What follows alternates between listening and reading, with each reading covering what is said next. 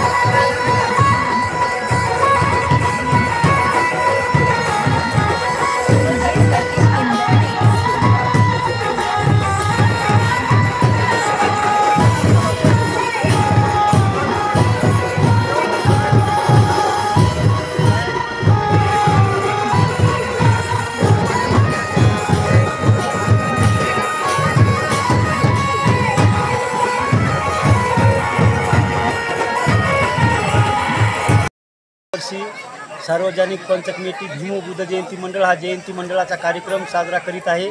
यावर्षी शांततेच्या वातावरणात मिरवणूक आपले डॉक्टर बाबासाहेब आंबेडकर यांच्या चौकापासून शाळेपर्यंत आणि शाळेपासून हनुमान मंदिर आणि बुद्ध विहारापर्यंत इथपर्यंत सर्व शांततेच्या स्वरूपात मिरवणूक आलेली आहे। आणि यावर्षी भरपूर बौद्ध उपासक, बौद्ध उपासिका या ठिकाणी उपस्थित झालेले आहेत। आणि नंतर आता भोजनाचा कार्यक्रम होईल आणि लगेच गायनाचा कार्यक्रम होईल। या ठिकाणी दोन्ही संत उपस्थित झालेले आहेत। तरी मी